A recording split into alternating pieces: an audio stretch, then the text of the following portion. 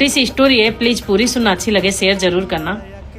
पति रात को थका हुआ ऑफिस से आता है। घर में आते ही पत्नी ने उससे झगड़ना शुरू कर दिया। पति ने कहा मुझे खाना तो दे दो, भूख लगी है। पत्नी ने कहा खुद ले लो, मैं सोने जा रही हूँ, मुझे नींद आ रही है। पत्नी लड़ती रही, पति सुनता रहा, चुपचाप सुन लिया। जैसे ही सुबह उठकर नाश्ते के लिए बोला, मुझे नाश्ता तो दे दो। पत्नी ने कहा बाहर खा लेना, मेरे से नहीं बनता है।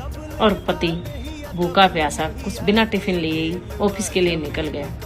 रास्ते में उसका कार एक्सीडेंट हो गया और उसकी मौत हो गई। जब पत्नी अपने बच्चों को स्कूल से लेकर वापस लौट रही थी तो घर के बाहर भीड़ जमा थी। उसने जाकर देखा तो उसके पति का शव पड़ा। उसने उसका शव देखकर उसके पैरों तले जमीन खिसक गई। वो निशब्द हो गई। उसकी आंखों से सिर्फ आंसू, मुंह से कोई शब्द नहीं। उसने अपने पति की लाश को झंझोड़ते हुए कहा, राजा उठ जाओ ना, प्लीज एक बार उठ जाओ, अब नहीं झगड़ूंगी मैं खाना देती हूँ ना, भूख लगी है ना आपको। पर पति कैसे उठता? पति तो भगवान के पास चला गया। लोग बातें करने लगे। अब पति के जाने के बाद वो पूरी तरह टूट गई और लोगों ने रंग दिखाना शुरू किया, रिश्तों ने रंग दिखाना शुरू किया। अब वो अकेली रह गई।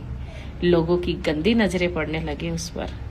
अब तो ससुराल वालों ने उसे उस घर से भी निकाल दिया। अब उसके पास कोई सहारा नहीं। जब तक पति था वो रानी बनकर रह रही थी। पति जाने के बाद उसकी नौकरानी से भी बदतर जिंदगी हो गई। तो कहना चाहती हूँ कि अपने पति की कद्र कर लो, क्योंकि पति होता है ना, वो पत्नी के सिर का ताज होता है। और जब तक सिर पर ताज होता है ना, पत्नी रानी बनकर रहती है। और अगर सिर का ताज नहीं है ना, तो नौकरानी से भी बदतर जिंदगी हो जाती है।